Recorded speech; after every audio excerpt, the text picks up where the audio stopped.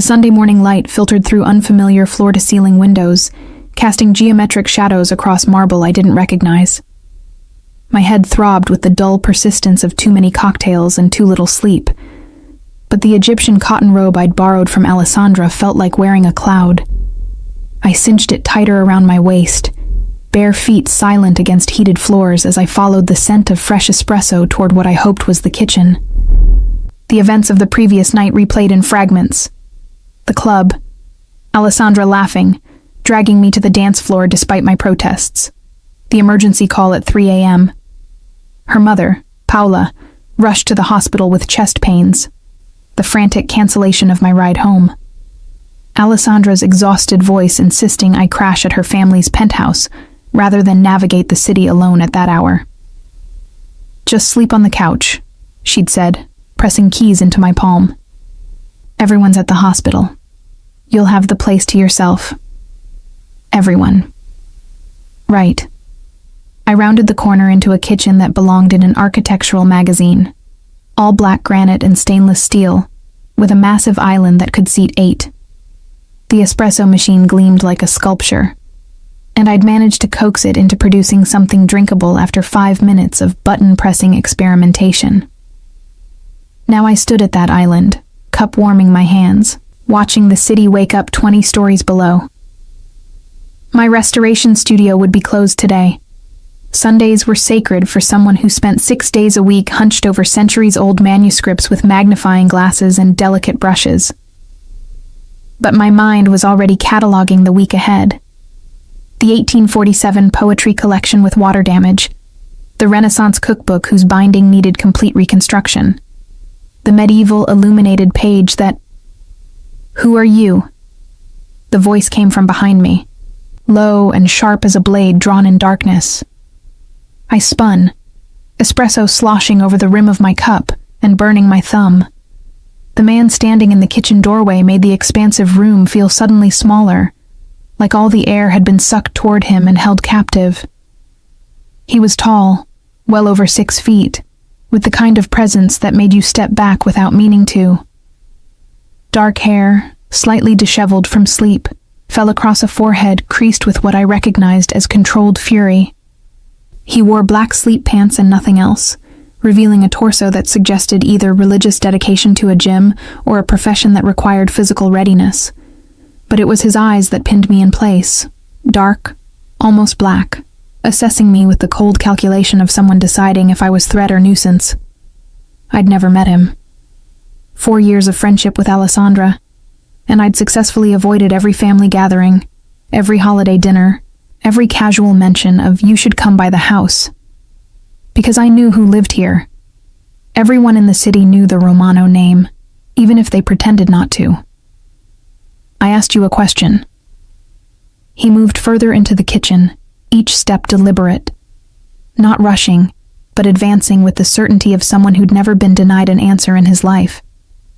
I set down my cup with more force than necessary, the sharp click echoing in the tension-thick air. "Julia, I'm Alessandra's friend." His expression didn't soften. If anything, the lines around his mouth deepened. "Alessandra doesn't bring friends home. She didn't bring me. She lent me her couch after your mother's emergency last night." I crossed my arms, suddenly very aware I was wearing nothing but his sister's robe and yesterday's underwear. "I'm assuming you're the brother she spent 4 years making sure I never meet." Something flickered in those dark eyes. Surprise, maybe, or recognition that his sister had been as deliberate about keeping us apart as I'd been about avoiding him. "Giacomo," he said, but didn't extend his hand. Just stood there, bare-chested and imposing, studying me like I was a puzzle with pieces that didn't quite fit the picture he'd expected. I'd heard the name whispered in certain circles. Giacomo Romano, 34 years old. Took over the family business when his father, Giuseppe, stepped back 5 years ago. The business. Everyone knew what that meant, even if the tax return said real estate development and import-export consulting. "You're wearing my robe," he said. I looked down at the charcoal silk. Alessandra said, "That's mine." Hers are in the guest suite. She gave you mine. Heat crawled up my neck, but I refused to show embarrassment. Instead, I channeled every ounce of composure I used when dealing with museum curators who questioned my restoration methods. I'll return it once my clothes are dry. Your sister insisted on washing them because apparently I smelled like a distillery. His jaw tightened almost imperceptibly. You're a drunk friend who crashes on couches? I'm a book restorer who went to one club in 6 months because her best friend guilted her into it, had 3 drinks over 4 hours, and ended up here because medical emergencies don't care about ride schedules. I picked up my espresso again, taking a deliberate sip while maintaining eye contact. And I don't crash on couches. I sleep on them when invited by people who don't want me taking the subway alone at 4 a.m. For a long moment, he said nothing. Just looked at me with that unsettling intensity, like he was reading a language I didn't know I was writing. Then he moved to the espresso machine, his shoulder brushing mine as he reached for a cup from the cabinet above my head. The brief contact sent an unwelcome jolt through my system. Pure awareness of skin and heat, and the faint scent of cedar and something darker I couldn't name. I stepped aside, putting the island between us. He prepared his espresso with the efficiency of routine, every movement economical. When he finally turned back to me, cup in hand, his expression had shifted into something I couldn't quite read. Book restorer, he repeated, as if testing the words. You work with old things. I preserve them. There's a difference. I kept my voice level, professional. This was familiar ground, explaining my work to people who didn't understand why anyone would spend months on a single manuscript. I repair damage, stabilize deterioration, and sometimes reconstruct bindings that haven't existed for centuries. You recreate what's missing. I interpret what was there and build frameworks that support what remains. The distinction mattered. I wasn't forging history. I was protecting it. He took a slow sip of espresso, watching me over the rim. Alessandra never mentioned you. We had an agreement. Her family life stayed separate from our friendship. I shrugged, aiming for casual. Easier that way. Easier for who? Both of us. I met his gaze steadily, refusing to elaborate. He didn't need to know that Alessandra had warned me, years ago, about the complicated dynamics of being a Romano. About expectations and obligations, and the weight of a name that opened doors and closed others. About her brother, specifically, and why it was better if we never crossed paths.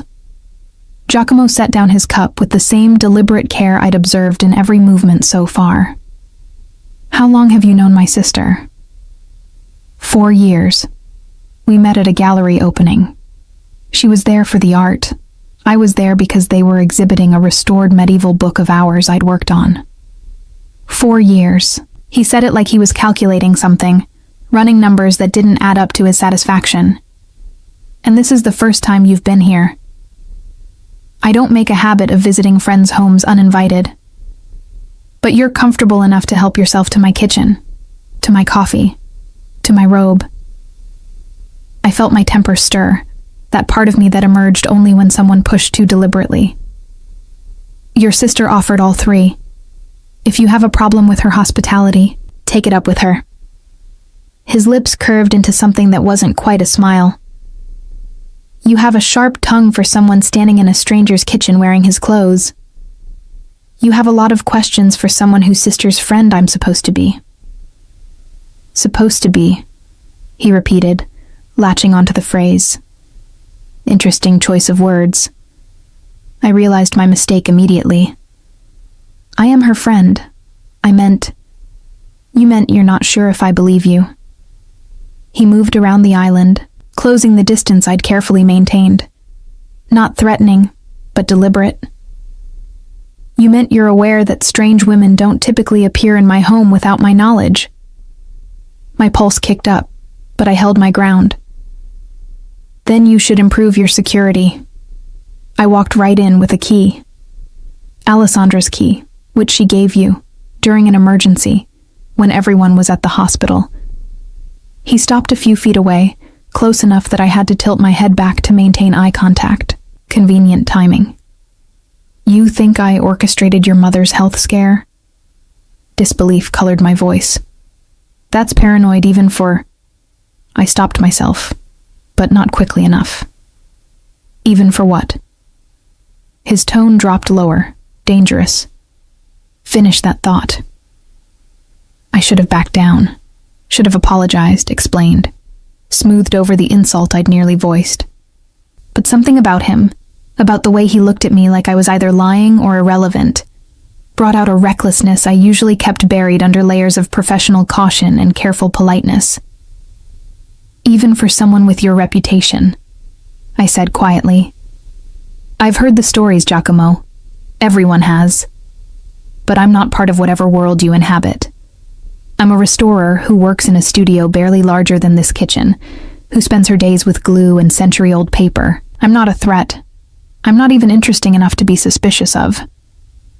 His expression shifted again, that unreadable mask cracking just enough for me to glimpse something underneath. Not anger, something closer to intrigue. You know who I am, he said. Not a question.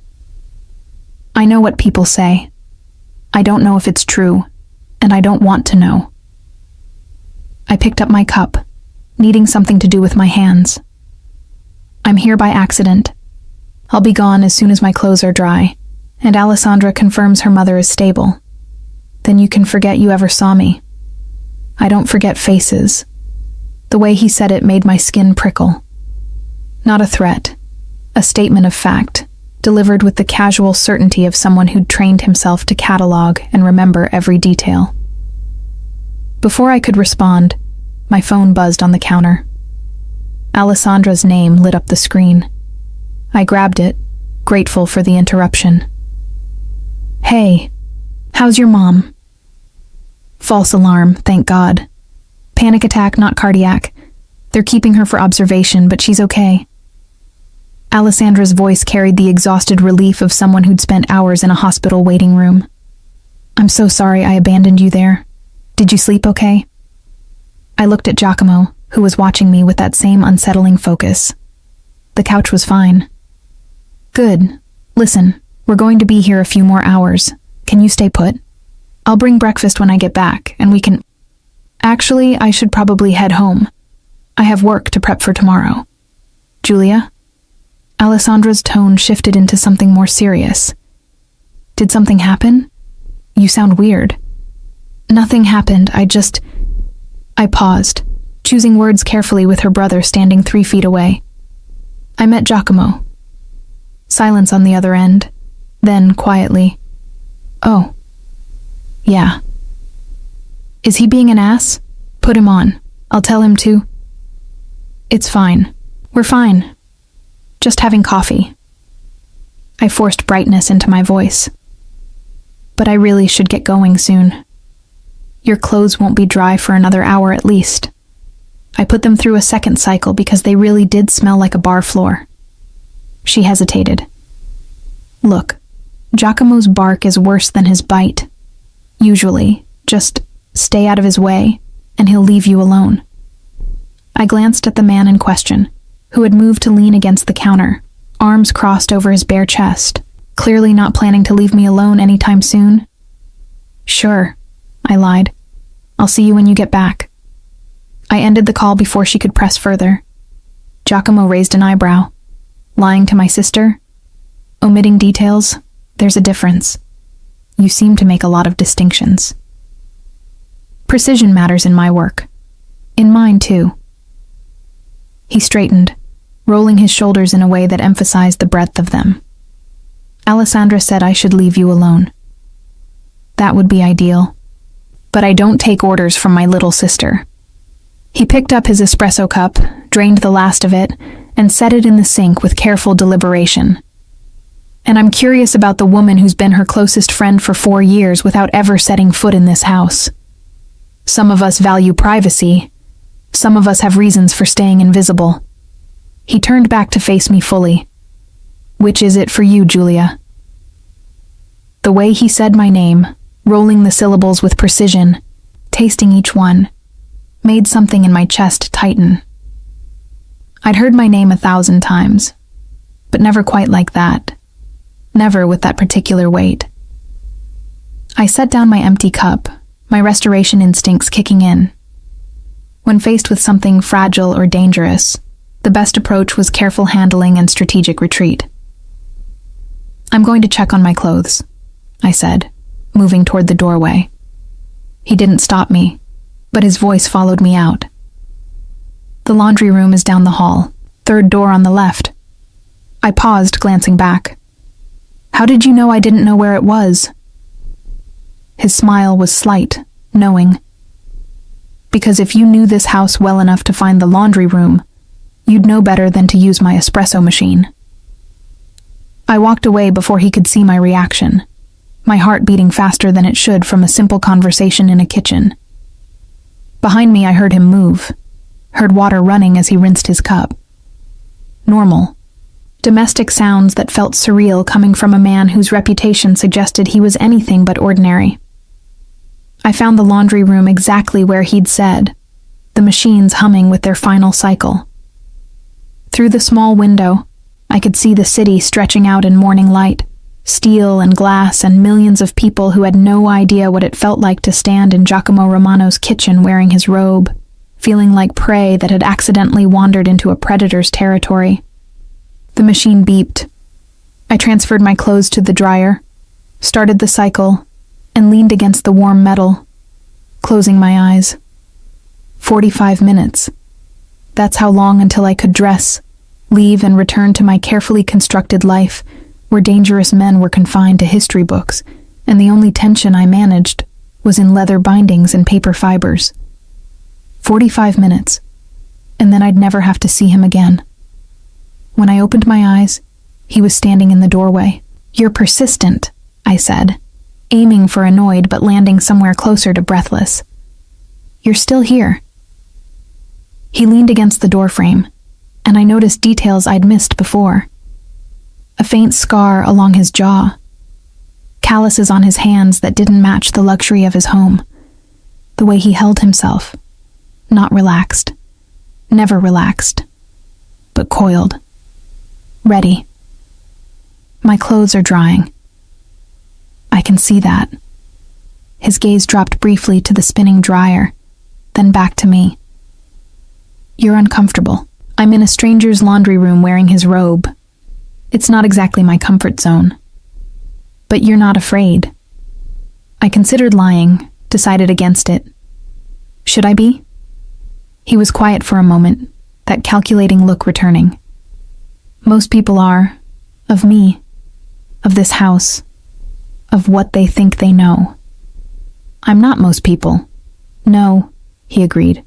"You're not." The dryer hummed between us, filling the silence with its steady rhythm. Outside the window, the city continued its Sunday morning routine, oblivious to the strange tension trapped in this small room. "Alessandra never told me she was protecting you from me," he said finally. "I thought she was protecting me from her friends, from people who wanted access to the family. Maybe she was protecting us both. From what?" I met his eyes, seeing past the intimidation to something else. Curiosity, genuine interest. The same look I got when examining a manuscript and finding unexpected damage beneath the surface, the urge to understand what caused it, how deep it went, whether it could be repaired. "From complications," I said softly. His laugh was short, humorless. "Too late for that." Before I could ask what he meant, the dryer beeped its completion. I moved to open it, but he was faster, reaching past me to pull out my clothes. The heat from the dryer mixed with the heat from his proximity, and I found myself pressed back against the machine, trapped between warm metal and warmer skin. He handed me the bundle of clothes, his fingers brushing mine. "Get dressed. I'll make you breakfast before you go." "You don't have to." "I know."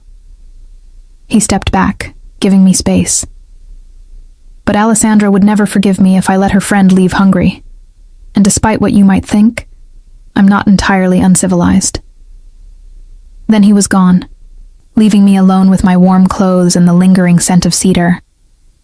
I dressed quickly in the laundry room, grateful to be back in my own jeans and sweater, even if they were wrinkled from the dryer.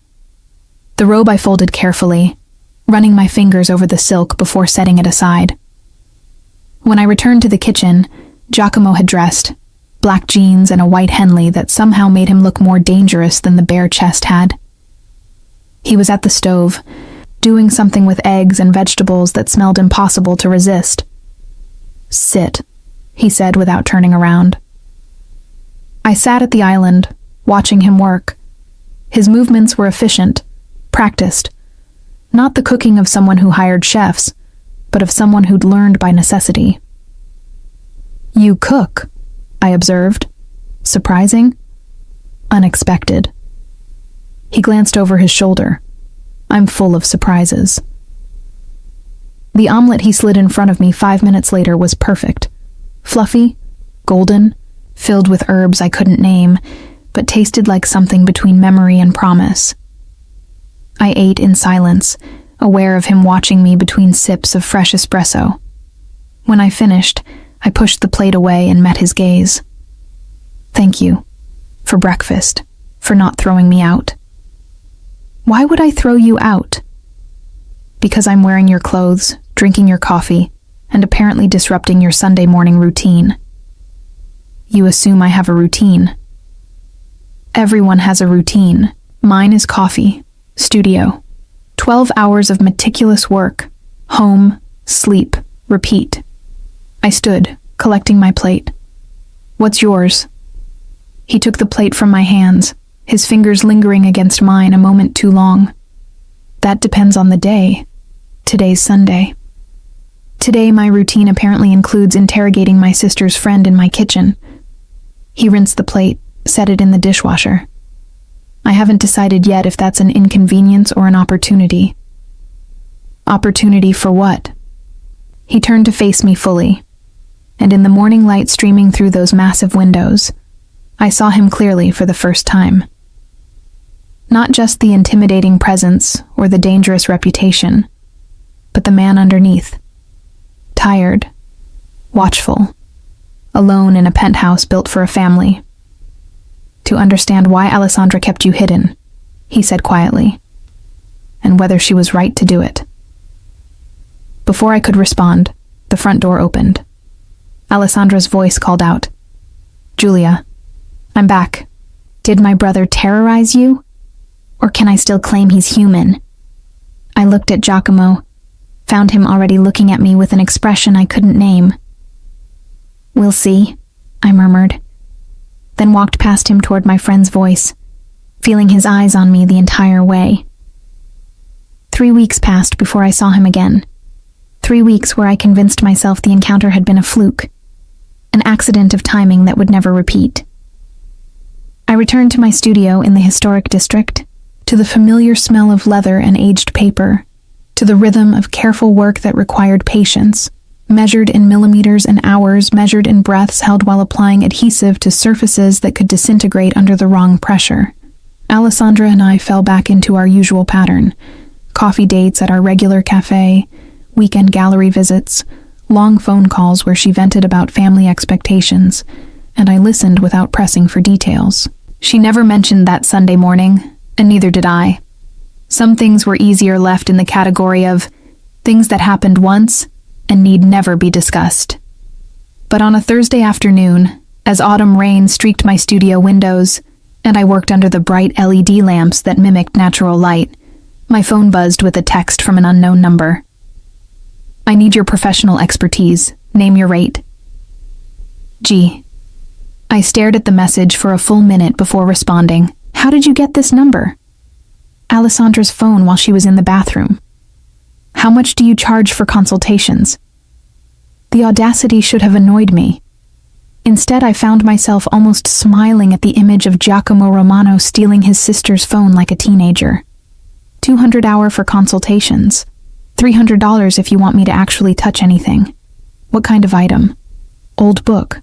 Possibly valuable. Possibly damaged beyond repair. I need someone who knows the difference. I set down my brush. My curiosity officially piqued. In my line of work, old book could mean anything from a Victorian novel to an illuminated manuscript worth more than my entire year's salary. Where is it? My office. Can you come tomorrow? 10 a.m. I should have said no. Should have recommended one of my colleagues. Maintained the distance Alessandra had wisely established. But the restorer in me couldn't resist the mystery of an unknown book. And if I was being honest with myself, another part of me wanted to see him again. To prove the tension in his kitchen had been imagined. To demonstrate I could be professional in his presence. Send me the address. And have coffee ready. Good coffee. Already planning on it. The address he sent was downtown, in one of those buildings where the lobby required 3 forms of security clearance, and the elevator buttons went up to 40. I arrived at 9:55 a.m., dressed in my usual work clothes, black pants, simple blouse, hair pulled back in a practical twist. Professional armor. The receptionist, a woman in her 50s with sharp eyes and sharper suit, looked up as I approached. Julia Ferretti? That's me. Mr. Romano is expecting you. 40th floor, corner office. Angelo will escort you. Angelo materialized from a side door, tall, built like he ate weights for breakfast, with the watchful eyes of someone trained to see threats in shadows. He didn't speak as we rode the elevator up, just positioned himself between me and the door in a way that was probably unconscious habit. The 40th floor opened onto a reception area that managed to be both luxurious and austere. Dark wood, leather seating, and a view of the city that probably cost more per square foot than most people's homes. This way, Angelo said, his first words since we'd met. His accent placed him from the south, maybe Sicily. He led me down a hallway lined with what looked like original artwork. Not reproductions, but pieces I recognized from auction catalogs. A Caravaggio sketch, a Bernini study. Either Giacomo had excellent taste or excellent advisors. The corner office at the end of the hall had floor-to-ceiling windows on 2 walls, a massive desk that looked hand-carved from a single piece of walnut, and bookshelves that made my restorer's heart skip several beats. First editions. Rare volumes. Manuscripts I could see even from the doorway were in desperate need of attention. Giacomo stood at the window, phone to his ear, speaking rapid Italian too low for me to catch. He'd exchanged Sunday morning casual for what I assumed was his working uniform. Black suit, white shirt with the top 2 buttons undone, no tie. The kind of calculated informality that probably intimidated everyone he met. He turned as Angelo announced me, ending his call mid-sentence. Julia, punctual. You're paying by the hour. Seemed wasteful to be late. I stepped further into the office, my attention already drawn to the bookshelves. Are all of these yours? Collected over the years. Some inherited, some acquired. He moved to his desk, where a cloth-wrapped bundle sat waiting. But this is what I need you to see. I approached carefully, setting down my equipment bag and pulling on the cotton gloves I always carried. May I? He gestured permission. I unwrapped the cloth slowly, and my breath caught. The book beneath was small, maybe 8 inches by 6, bound in leather that had once been dyed a rich burgundy, but had faded to mottled brown with age. The binding was loose, the spine cracked, but the craftsmanship visible in the hand-tooled cover design suggested something special. Where did you get this? I asked, carefully opening to the title page. My grandfather's estate. It was in a box of papers no one bothered sorting through until last month. He leaned against his desk, watching me work. The attorney handling the estate thought it might be worth having appraised. The title page was in Latin, hand-lettered in what looked like 15th century script. I felt my pulse quicken, the kind of excitement that came from recognizing something significant. This is a manuscript, I said softly, turning pages with the reverence they deserved. Not a printed book, hand-copied, probably by a monk or professional scribe. I examined the marginalia, the decorated initials. Late 1400s, I'd guess. Italian origin, based on the script style. What's it worth? I looked up, found him watching me with that same intense focus from his kitchen. Depends on what it is. Could be a few thousand if it's a common religious text. Could be 100,000 or more if it's something rare. I turned another page, squinted at the faded ink. I'd need to do a full assessment. Research the text, verify the age, check for any provenance documentation. How long? 2 weeks minimum for a preliminary assessment. Longer if you want a complete historical analysis and restoration plan. He nodded slowly. And if I wanted you to restore it? Return it to readable condition? Months, maybe a year, depending on the extent of damage. I closed the book carefully, running my gloved fingers over the cover. This kind of work can't be rushed. Every page needs individual attention. Every repair needs to be reversible in case future technology offers better solutions. You care about the future of books you'll never see again. It wasn't a question, but I answered anyway. I care about preservation. These objects survived centuries of war, weather, and neglect. If I can give them another few centuries, that matters. He studied me for a long moment. Most people in my experience only care about what benefits them directly. Then you're talking to the wrong people. His smile was slight but genuine, apparently. Angelo appeared in the doorway. Boss, Marino's here for the 10:30. Giacomo's expression shifted instantly, from almost relaxed to entirely cold. Put him in conference room 2. I'll be there in 5. Angelo withdrew, and I started rewrapping the manuscript. I should go. Send me high-resolution photos of every page, and I'll start preliminary research. Stay. I paused, looking up. What? The meeting. Stay for it.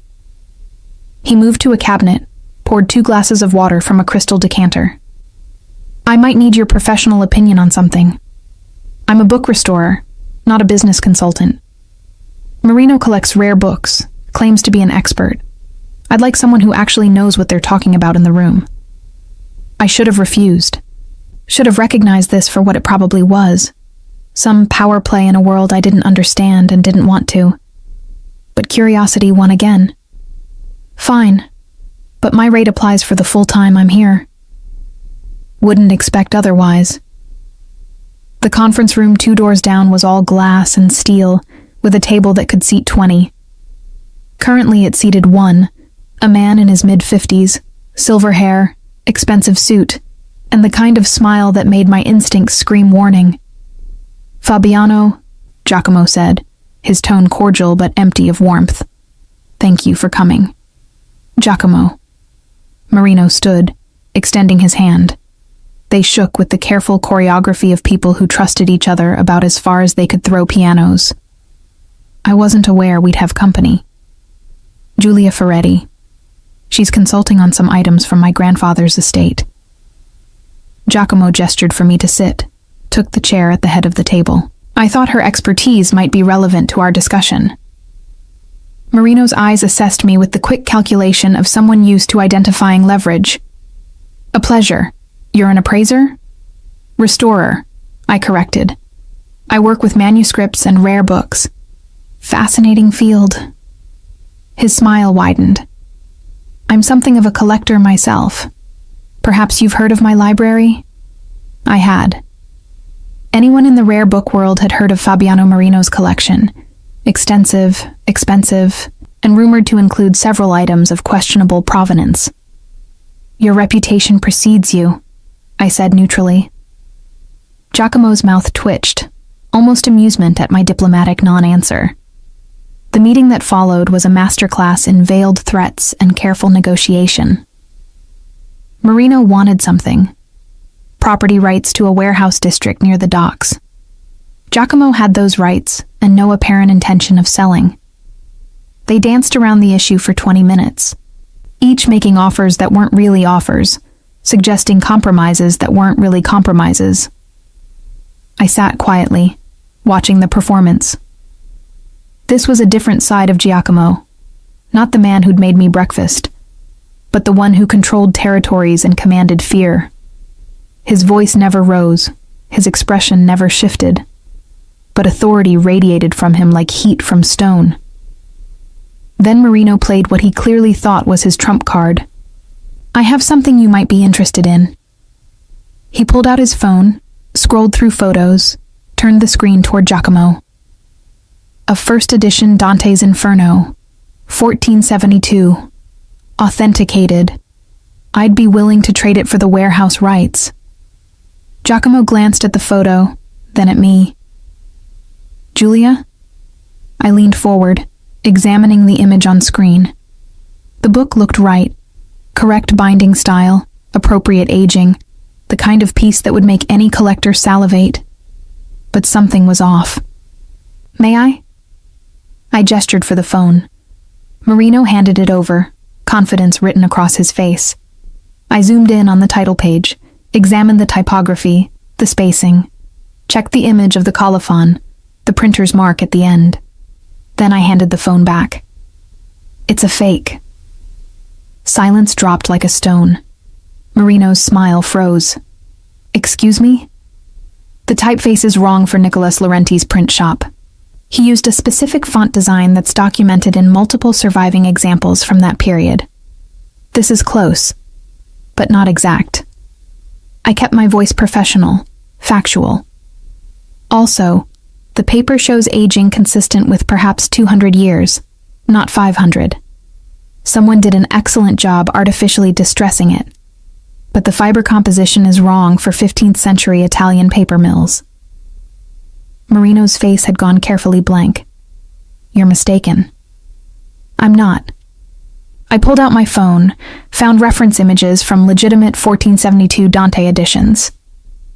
"See the difference in the letter forms? The spacing between lines?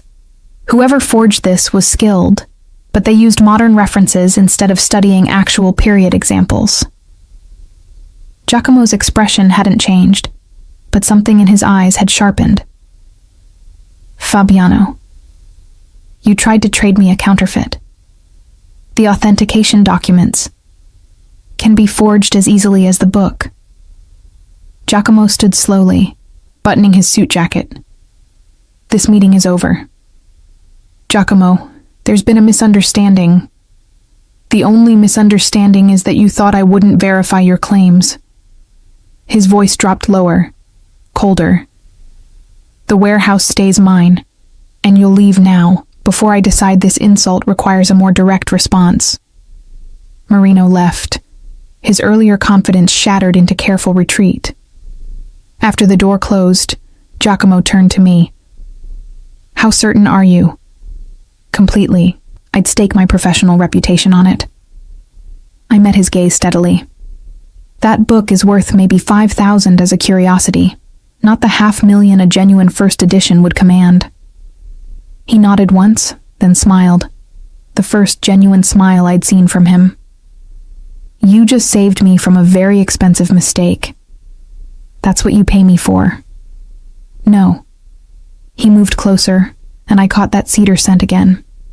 "I pay you to assess and restore books. You just demonstrated you're worth significantly more than your hourly rate." My pulse kicked up, but I kept my expression neutral. "Flattery doesn't get you a discount." "Good. I don't want to discount you." Before I could parse that statement, my phone buzzed. Alessandra, asking if I wanted to grab lunch. I glanced at the time, 12:30 already. "I should go." "Let me buy you lunch, as thanks for the consultation." "You're already paying me $600 for 3 hours of work. Then let me buy you lunch because I want to." He tilted his head slightly, studying me. "Unless you're avoiding me." "Should I be?" "You tell me. You're the one who's been friends with my sister for 4 years while making sure we never met." Fair point. I considered my options, did the mental calculation. Lunch with Giacomo Romano would either demystify him, prove he was just a man with a dangerous job, or complicate things further. The smart choice was obvious. "One lunch?" I said. "Then I really do need to get back to my studio." "One lunch," he agreed. We went to a restaurant 3 blocks away, the kind of place with a single name on a brass plaque, no menu visible from the street, and a host who greeted Giacomo by name. They seated us at a table by the window, brought water and bread without being asked, and disappeared with the discretion of people who understood exactly who they were serving. "They know you here," I observed. "I own the building. The restaurant is a business investment." "Of course it is." Over lunch, some kind of risotto that melted on my tongue, wine I didn't ask the vintage of, we talked about books. Not his business, not my friendship with his sister, just the safe territory of manuscripts and history, and the strange satisfaction of restoration work. He asked intelligent questions, listened when I explained the difference between conservation and restoration, understood when I described the ethical debates in my field about how much intervention was too much. "You think about legacy," he said eventually, "about what you're leaving behind. Don't you?" He was quiet for a moment, his fingers tracing the stem of his wineglass. "My legacy is complicated. The family business, the name, the expectations." He looked up, met my eyes. "Sometimes I think it would be easier to preserve books than people. Books don't have competing interests and family obligations." "Exactly." Something in his voice made me ask, "Is that what the warehouse is about? Competing interests?" "Everything is about competing interests." He set down his glass. "Marino wants the docks because they're profitable. I keep them because letting him have them would signal weakness. It's a game where the rules are unwritten and the stakes are always higher than they appear." Sounds exhausting. "It is." He smiled slightly. "Which is why having lunch with someone who cares more about fiber composition than territorial disputes is refreshing." "I'm not that boring." "I didn't say boring. I said refreshing." His gaze held mine. "There's a difference." My phone buzzed again. Alessandra following up. "Where are you? Thought we were doing lunch." I typed back quickly. "Got caught up with work. Rain check?" Her response came immediately. "You never get caught up with work. You're the most punctual person I know." "What's going on?" I set down my phone without answering. Giacomo had noticed. "My sister, wondering where I am." "Are you going to tell her that I'm having lunch with you? Should I?" He considered this. "She'll find out eventually. Alessandra has a talent for extracting information. Then she can extract it. I'm not lying, but I'm not volunteering details either. Diplomatic. Practical. She kept us apart for a reason. I'm not eager to explain why I'm ignoring that wisdom." "And why are you?" He leaned forward slightly. "Ignoring it. I should have had an answer ready. Should have prepared some professional justification, some practical reason. Instead, I found myself being honest. Because you're more interesting than I expected. And because I spent 4 years avoiding you based on stories. And I'm curious if the reality matches the reputation. And does it? I don't know yet. You made me breakfast and bought me lunch. Hard to be terrified of someone who feeds me." His laugh was genuine, surprising. "That's your metric? Whether I'm dangerous depends on whether I've provided meals. It's as good a metric as any." We finished lunch, and he walked me back toward my studio. 2 blocks from my building, we passed a bookstore, one of those rare places that still sold actual antiquarian volumes, instead of coffee table books and bestsellers. I paused at the window, caught by a display of medieval manuscripts, facsimiles probably, but beautifully done. "You want to go in?" Giacomo observed. "I always want to go in. I practically live in places like this." I glanced at him. "But you probably have actual work to get back to." "My afternoon is clear until 4. He pushed open the door, holding it. "After you." We spent an hour in that bookstore. He watched me examine volumes, listened to me explain why certain bindings mattered, asked questions that showed he was actually absorbing the information. The owner recognized both of us, me from frequent visits, him from reputation, and left us alone to browse. "You're happy here," he said as we left, my arms full of 3 volumes I absolutely didn't need but couldn't resist. More than in restaurants or offices. Books don't judge me. Neither do I. I looked at him, found his expression serious. "Don't you? Earlier you thought I was suspicious, a threat hiding in your kitchen." "I thought you were unexpected. I've since revised my assessment." "To what?" "Complicated." He took the books from my arms, carrying them despite my protests. In a way I didn't anticipate and don't quite know what to do with. We'd reached my studio, a converted warehouse space I shared with 2 other restoration specialists. The afternoon light slanted through high windows, illuminating dust motes and the familiar chaos of my work table. Giacomo set down my books, taking in the space. "This is where you work." 5 days a week, sometimes 6, sometimes 7 if I'm on a deadline. I hung up my jacket, suddenly aware of how humble my studio looked compared to his office. But I refused to apologize for it. This was mine, built on skill and persistence, not inherited or intimidated. He moved to my work table, examining the manuscript I'd left partially disassembled. "What is this?" 15th century Book of Hours, private commission. The owner's great-grandmother brought it from France, and 3 generations of neglect nearly destroyed it. I joined him, pointing out the damage. "See how the binding's completely separated? And the water staining on these pages. Can you fix it?" "I can stabilize it. Return it to usable condition. But the water damage is permanent. I can only prevent it from getting worse." He was quiet, studying the delicate pages. When he looked up, his expression had softened into something I couldn't quite identify. "You really do care about these objects. They're pieces of history.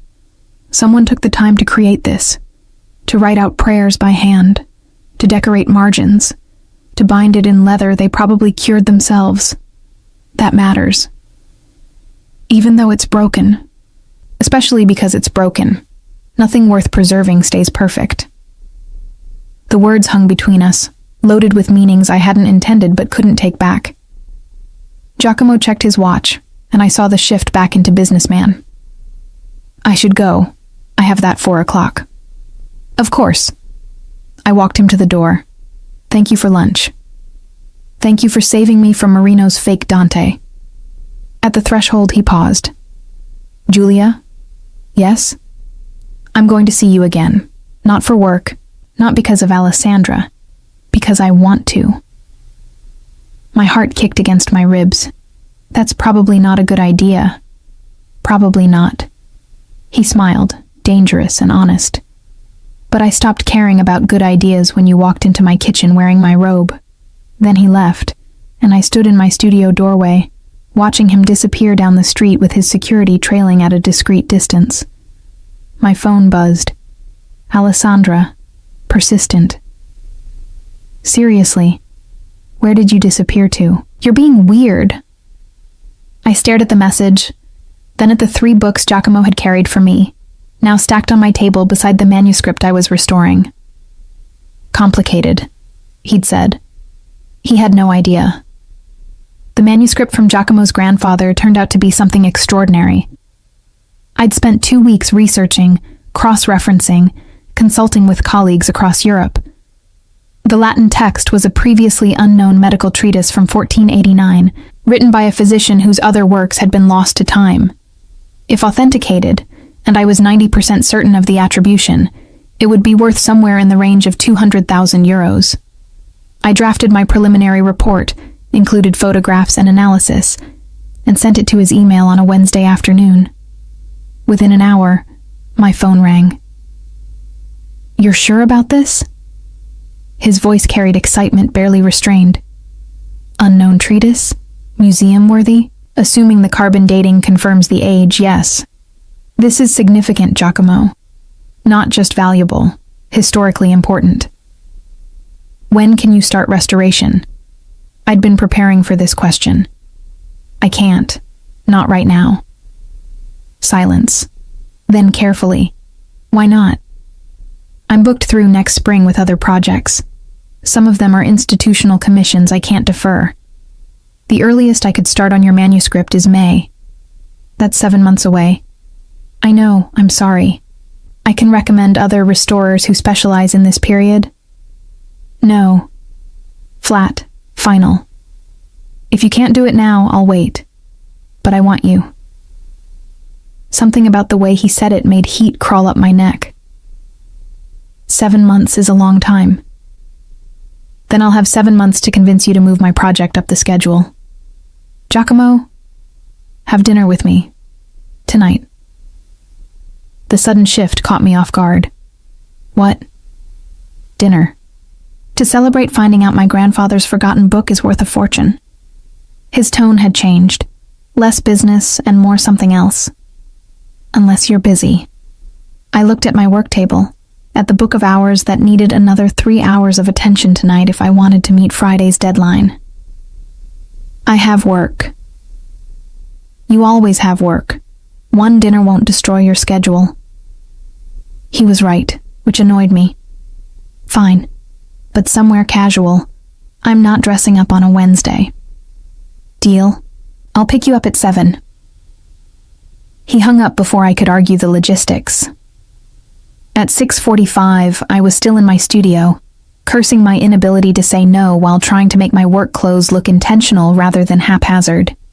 Black pants, silk blouse, hair down instead of pulled back. The best I could manage without going home to change. At 6:58, a sleek black car pulled up outside. Not a driver, Giacomo himself behind the wheel, which surprised me. He stepped out wearing dark jeans and a charcoal sweater that probably cost more than my monthly rent, but at least wasn't the full suit armor. You look good, he said, as I slid into the passenger seat. You look like you're trying not to look like yourself. His smile flashed. Is it working? Not even slightly. You still radiate danger and expensive cologne. The cologne is bergamot and cedar, and I'll take danger as a compliment. He drove us to a restaurant in the old district. Stone walls, candlelight, the kind of intimate space where conversations stayed private. We were shown to a corner table, brought wine without ordering, left alone with menus we barely glanced at. Tell me about the manuscript, he said once we'd both settled. The parts you left out of the report. So I did. Explained the physician's background, the context of late 15th century medical knowledge, why this particular text mattered in the history of anatomy and treatment. He listened with complete focus, asking questions that showed genuine interest rather than polite engagement. You light up when you talk about this, he observed. Your whole face changes. This is what I love. Discovering lost knowledge, preserving it for people who'll come after us. No desire for fame? Recognition? I get recognition in my field. That's enough. I took a sip of wine, studying him over the rim. What about you? You inherited this empire. Did you want it? His expression shifted, became more guarded. One is complicated when you're born into expectations. That's not an answer. No, he agreed. It's not. We ordered food that arrived in careful courses. Between bites, the conversation drifted to safer topics, books we'd read, places we'd traveled, the strange satisfaction of work done well. He told me about his sister's relentless matchmaking attempts, her insistence he needed to settle down with someone suitable. Suitable, I repeated. What does that even mean? Someone from the right family, the right background, someone who understands the business and won't ask uncomfortable questions about how wealth gets made and maintained. Sounds romantic. His laugh was bitter. Romance isn't typically part of these arrangements. But you've avoided them so far. I have. He leaned back, wine glass in hand, much to my father's frustration. Giuseppe retired 5 years ago expecting me to follow tradition, take over the business, make a strategic marriage, produce heirs. I've managed 2 out of 3. No heirs, no marriage. His gaze held mine. No one suitable has appeared. Something in his tone made my pulse quicken. Giacomo, 3 weeks ago, you walked into my kitchen wearing my robe, drinking my coffee, completely unafraid despite knowing who I am. You saw through Marino's fake in 30 seconds. You talk about paper fibers and binding techniques with more passion than most people discuss anything. He set down his glass.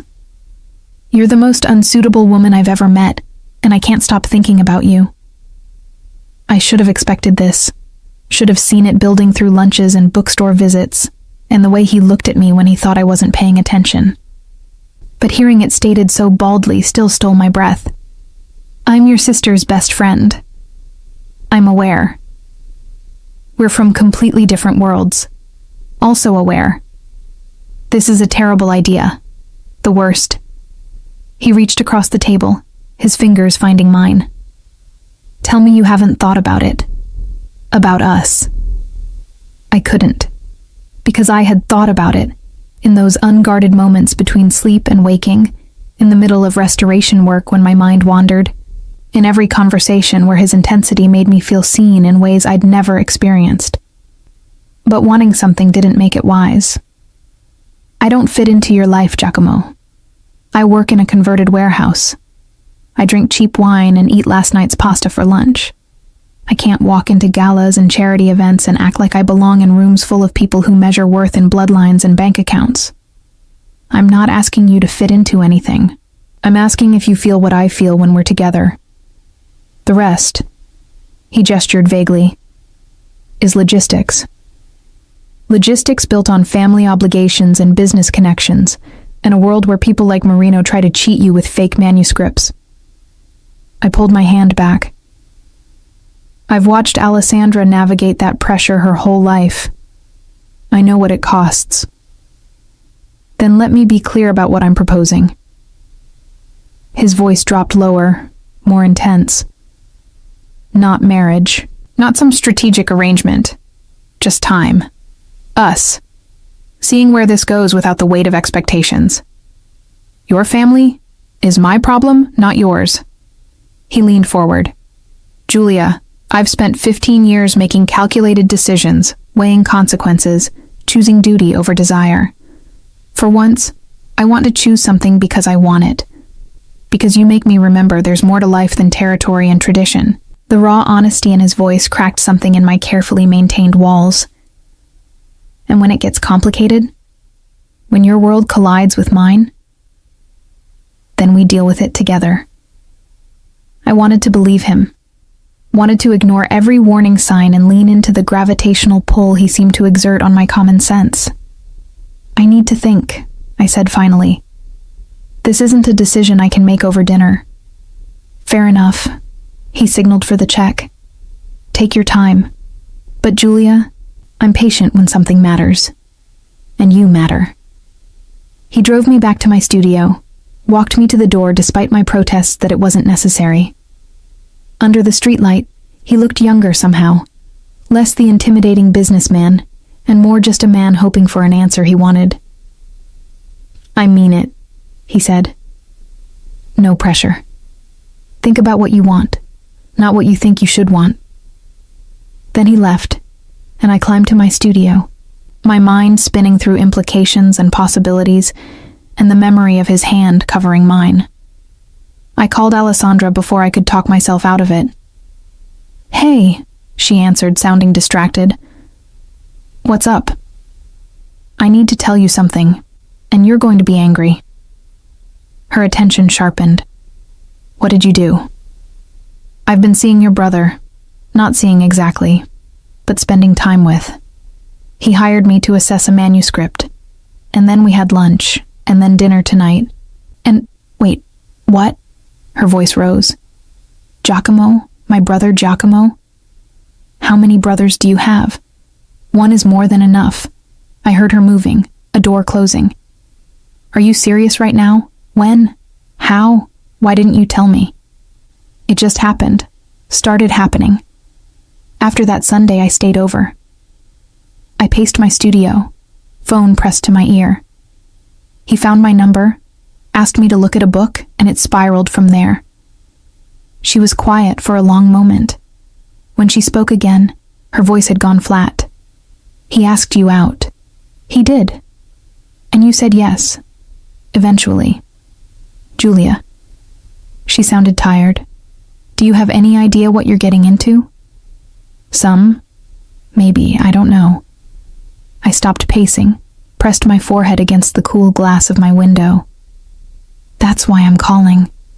You kept us apart for 4 years. Tell me why. Really why? Another pause, then a sigh. Because he's complicated in ways you can't understand until you're already tangled up in them. Because his world has rules that don't make sense until you've broken them and seen the consequences. Because...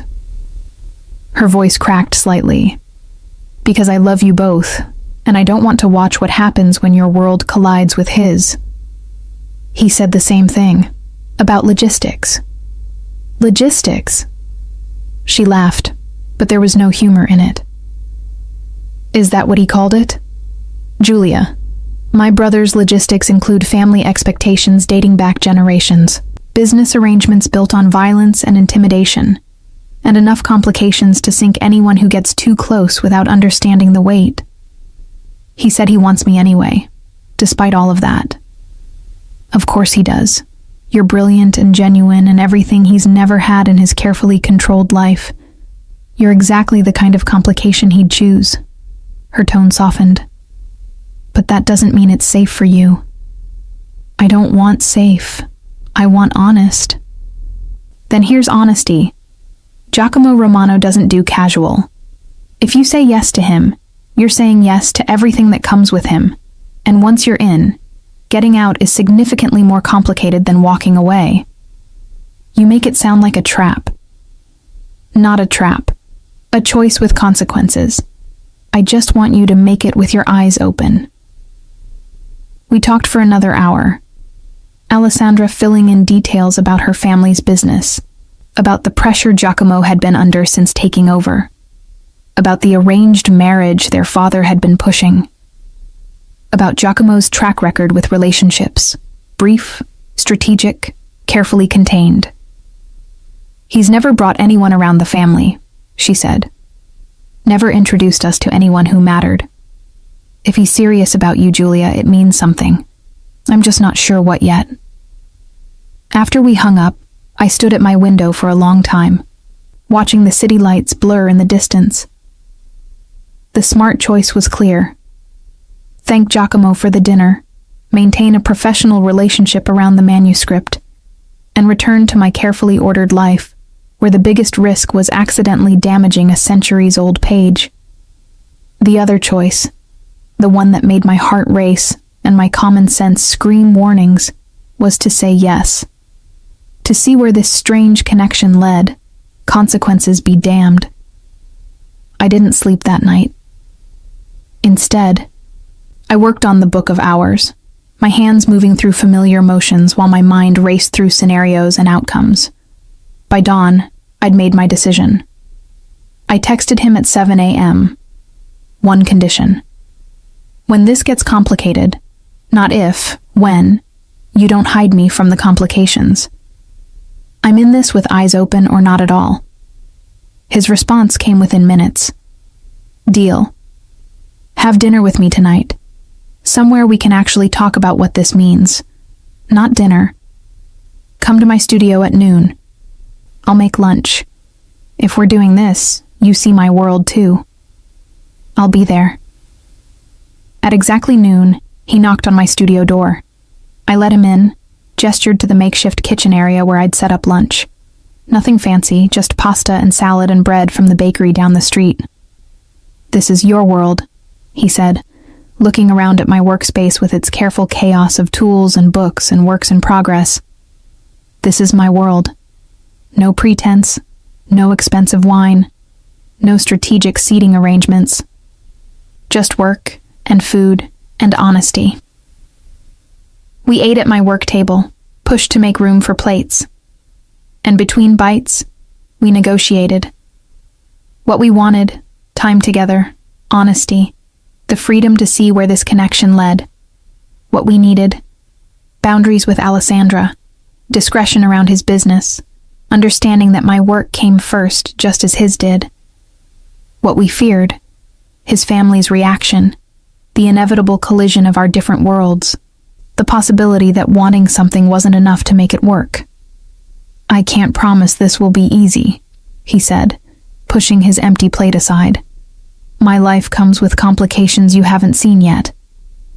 And my life comes with a complete inability to compromise on my work and a stubborn streak that drives most people crazy. I met his eyes, but I want to try. If you're willing to be patient with me learning to navigate your world, then we have a deal. He extended his hand across the table, formal and slightly ridiculous in the context.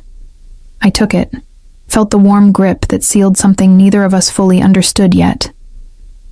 One more thing, I said. We tell Alessandra together. I don't want her finding out from someone else or feeling like we went behind her back more than we already have. He nodded. This weekend, we'll take her to dinner and explain. What we didn't know, as we shook hands over lunch in my studio, was that Alessandra had already set something in motion that would complicate things far beyond what either of us had anticipated. Alessandra took the news better than I'd feared, and worse than I'd hoped. We met at a quiet restaurant Saturday evening, neutral territory where no one had home advantage. She arrived 15 minutes late, which I recognized as a power move. Her brother recognized it too, if the slight tightening around his eyes was any indication. So, she said, settling into her chair and immediately ordering wine. You're dating. My best friend and my brother are dating. We're seeing where things go, I corrected carefully. That's just dating with commitment issues. She looked between us, her expression unreadable. How long has this been happening without me knowing? 3 weeks, Giacomo said, since I asked her to assess the manuscript. 3 weeks. And you're telling me now because we wanted to be sure it was something before making it your problem, I said. And because I didn't want you hearing it from someone else. She studied me for a long moment, then sighed. You're serious about this, both of you. It wasn't a question, but Giacomo answered anyway. Yes. Then I have something to tell you both, something I did before I knew about this development. She took a long drink of wine. Papa's been pressuring Giacomo about the Marino alliance, about marrying into their family to solidify business connections. I know, Giacomo said flatly. I've been refusing for 2 years. Right. But 2 weeks ago, after the Fabiano situation, Papa got more insistent, said you were making enemies instead of allies, that your refusal to marry was becoming a liability. She looked at me apologetically. I panicked. I told him you were already seeing someone seriously, that an announcement was imminent. My stomach dropped. Alessandra, what? I thought I was buying time. I figured you'd date some society woman eventually, and I could claim I'd been talking about her. She grimaced. I didn't know you were actually with Julia. Giacomo had gone very still. What exactly did you tell him? That you'd been seeing someone for months, that it was serious enough you were considering marriage, that she was from a good family, educated, respectable. Alessandra's voice dropped. I may have implied she was from one of the connected families, not Marino, but someone equally strategic. I'm a book restorer, I said faintly. I work in a warehouse. My family owns a bakery in Tuscany. I know, which is why this is a problem. She looked at her brother. Papa wants to meet her. This mystery woman who's captured your attention enough to refuse the Marino alliance. He's planning a family dinner next Friday. Giacomo's expression had gone from still to carved from stone. You lied to our father about my relationship status. I was trying to help. You were about to be railroaded into an arrangement with Fabiano's daughter, and I thought... She stopped, running her hands through her hair. I thought I had more time to figure it out. So now we have a choice, Giacomo said, his voice dangerously calm. I tell Papa the truth, that there is no fiancé, that Alessandra lied, and deal with the fallout. Or you bring Julia and pretend she's the woman I described, Alessandra finished miserably. Which is insane, I know, but no. I stood up, my chair scraping against the floor. Absolutely not. I'm not playing some game with your family, pretending to be someone I'm not. Giacomo caught my wrist gently. Julia, sit. Let's think about this. There's nothing to think about. This is exactly the kind of complication I stopped, seeing Alessandra's stricken expression, Giacomo's careful calculation. This is insane. It is, he agreed. But Alessandra's not wrong about the timing. If I tell Papa the truth now, he'll push harder on the Marino alliance. And I refuse to be manipulated into a marriage that benefits everyone except me. So instead you'll manipulate your father by using me as a fake fiancé? I pulled my wrist free. How is that better? It's not. But it buys us time to figure out what this actually is between us. He gestured between us. Right now, we're 3 weeks into something neither of us fully understands. If we walk into family scrutiny this early, it'll kill whatever we're building before we know what it could be. I finished quietly. Alessandra leaned forward. I have an idea. A way to make this work temporarily. I'm almost afraid to ask, I said, but sat back down. We don't lie exactly. We just present the truth differently. She looked at me. Your family does own a bakery, right? In Tuscany? A small one. My parents supply local restaurants and hotels. Perfect. We position you as a business owner's daughter. Educated, respectable, cultured. All of which is true. She turned to Giacomo. You met her through work, the manuscript assessment. Also true. You were impressed by her expertise, started spending time together, realized it was serious. Completely true. Except the part where we pretend we're engaged, I pointed out. We don't have to go that far, just dating seriously. Let Papa draw his own conclusions about where it's heading. Alessandra was warming to her idea. One dinner. You meet the family, make a good impression, and then we have time to either make this relationship real enough to withstand scrutiny, or end it quietly before anyone gets hurt. I looked at Giacomo. You're actually considering this.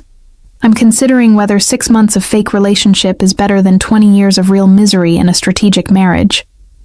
He met my eyes. I'm also considering that if we do this, if you agree to one dinner, one performance, you'll be giving me something no one else has. A choice about my future. That's not fair. You're making this about noble sacrifice when it's really about manipulation and lies. You're right. It's not fair. He didn't look away. But I'm asking anyway. One dinner. Meet my family. Let them think we're serious. And buy us time to figure out if we actually want to be. I should have said no. Should have walked away from the entire mess. Gone back to my studio and my manuscripts and my uncomplicated life. But I looked at Alessandra's guilty desperation, at Giacomo's careful control hiding what I'd learned to recognize as vulnerability, and felt my resistance crumbling. One dinner, I said finally. But we do this my way. I don't lie about who I am or where I come from. If they ask about my family, I tell them the truth. No pretending to be society or connected or anything I'm not. Agreed, Giacomo said immediately. And after this dinner, we reevaluate. If it's too complicated, if your family becomes a problem, we end this before it gets worse. Fair. And you owe me, I added, pointing at Alessandra. You owe me so much gelato and wine, and listening to me complain about my problems without making them about your family for at least a year. She smiled, relieved. Deal. I'm so sorry, Julia. I really was trying to help. I know. Your helping just happens to be as complicated as your brother's entire existence. The rest of dinner was spent planning. Alessandra coached me on family dynamics. Giuseppe was traditional but fair. Paola was warm but shrewd. And there would be extended family, including cousins and business associates, who'd be assessing me with the calculation of jewelers examining stones. Just be yourself, Giacomo said as we left the restaurant. The version of yourself who isn't afraid to call me out when I'm being arrogant. That's every version of myself. Exactly.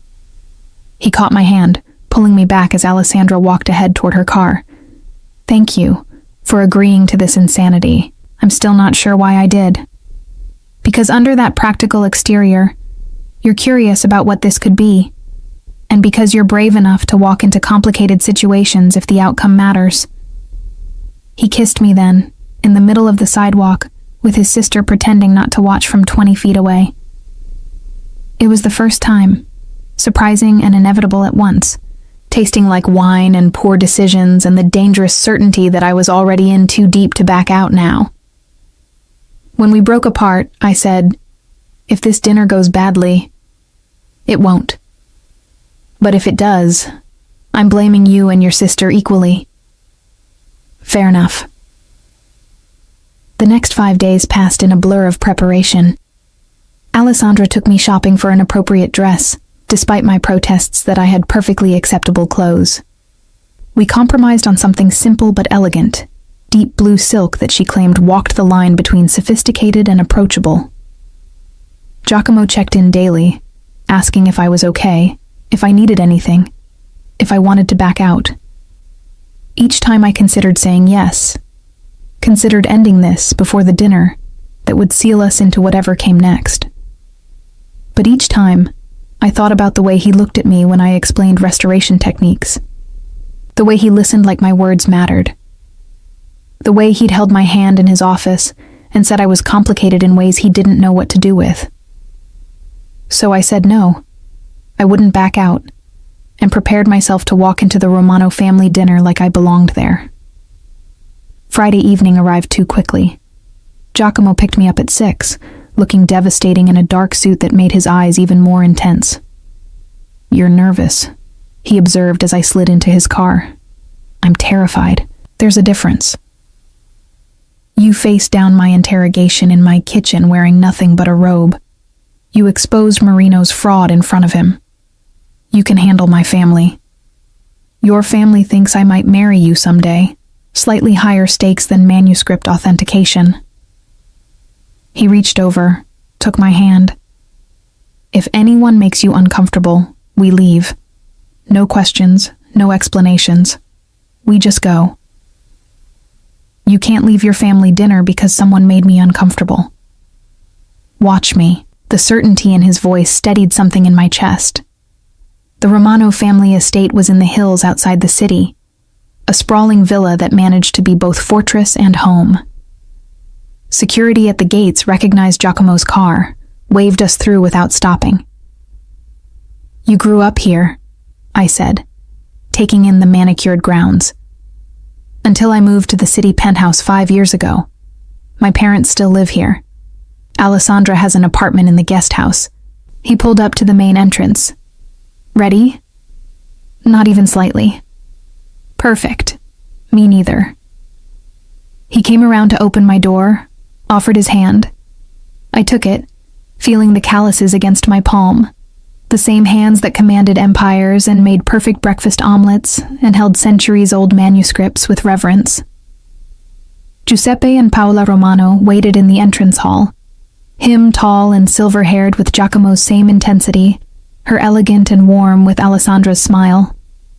Behind them stood what appeared to be half of extended family, and several people I assumed were business associates. Papa, Mamma, Giacomo said, his hand firm at the small of my back. This is Giulia Ferretti. I extended my hand, channeling every ounce of confidence I'd learned from years of presenting restoration proposals to skeptical museum boards. It's a pleasure to meet you both. Thank you for inviting me. Giuseppe's handshake was testing, not crushing, but firm enough to gauge strength. Ferretti, From Tuscany? My family owns a bakery outside Florence. Small operation, but we've supplied regional restaurants for 3 generations. Honest work. He studied me with the same assessing look his son had perfected. And you're a restorer. Books and manuscripts. Yes, I specialize in medieval and Renaissance texts, though I work with volumes from any period that need attention. Paola stepped forward, taking both my hands in hers. And you've been seeing our stubborn son for how long? 3 months. I lied smoothly, using Alessandra's timeline. We met when he asked me to assess a manuscript from his grandfather's estate. 3 months and we're only meeting you now? Paola shot her son a look. Giacomo, you're terrible at sharing good news. I wanted to be sure Giulia could tolerate the family before subjecting her to full Romano scrutiny, he said dryly. Smart man. Paola linked her arm through mine, leading me toward what appeared to be a formal dining room. Come, tell me everything. Giacomo's been impossible about details. The dinner was exactly as complicated as I'd feared. 20 people at a table that gleamed with crystal and silver, courses that kept coming, and conversation that danced around business and family and subtle assessments of my suitability. I answered questions honestly, about my work, my family, how I'd met Giacomo. I asked questions too, showing interest in the family business ventures that were legitimate, steering conversations away from areas I didn't want to explore. And through it all, Giacomo stayed close. A hand at my back when we moved between rooms. A slight smile when I held my own against his cousin's probing questions about restoration ethics. A look that said you're doing perfectly when I caught his eye across the table. By dessert, I'd charmed Paola, earned Giuseppe's grudging respect, and won over most of the extended family. Only Angelo, Giacomo's head of security, who I recognized from his office, watched me with continued wariness. After dinner, Giuseppe pulled Giacomo aside for private conversation. I found myself on the terrace with Paola and Alessandra, looking out over city lights in the distance. You're good for him, Paola said suddenly. I haven't seen Giacomo this relaxed in years. We're still getting to know each other, I said carefully. But you're serious about him. I can see it. She patted my hand. Good. He needs someone who doesn't want him for his name or his money. Someone who sees the man underneath all the complications. Guilt twisted in my chest, because I did see that man. But she didn't know the relationship was less than a month old and built on her daughter's well-intentioned lies. When Giacomo returned, his expression was unreadable. Papa wants to meet with you tomorrow. Just you. Why? To discuss your intentions regarding his son, I imagine. He smiled slightly. He's old-fashioned about these things. Giacomo, you don't have to go. I can tell him it's too soon for that conversation. I thought about walking away, about ending this before the lies compounded into something unrecoverable. But I also thought about Paola's words, about Giacomo's careful protection of me all evening, about the fact that somewhere in the last month, this had stopped being entirely fake. I'll meet with him, I said. Tomorrow afternoon, 2 o'clock. He looked surprised. You're sure? Not even slightly, but I'm doing it anyway. That night, he drove me home, walked me to my studio door. Under the streetlight, he said, You were incredible tonight. Perfect. I was terrified and lying through my teeth about timeline. But you were yourself. That's what mattered. He cupped my face. Thank you. For doing this. For giving me a choice I didn't think I'd have. Don't thank me yet. Your father might see right through me tomorrow. Even if he does, you gave me tonight. That's worth whatever comes next. He kissed me goodnight. Longer, deeper than the restaurant kiss. Tasting like promise and complication, and the dangerous addictiveness of playing with fire while pretending not to feel the heat. The next afternoon, I returned to the Romano estate. This time, Giuseppe met me alone in his study, all wood paneling and leather and the kind of quiet authority that came from decades of wielding power. "Sit," he said, gesturing to a chair across from his desk. I sat, hands folded in my lap, channeling the composure that had gotten me through countless difficult conversations with clients. He studied me for a long moment. "My son is in love with you." The words hit like physical impact. "Sir, I don't think..." I've known Giacomo for 34 years, raised him, trained him, watched him become the man he is, and I've never seen him look at anyone the way he looks at you. Giuseppe leaned back in his chair. "So I have one question. Are you in love with him?" Truth. That's what he was asking for. Not timeline, not pretense, just the one thing that mattered. "I'm falling," I admitted quietly. "I didn't plan to. But yes, I'm falling in love with your son." He nodded slowly.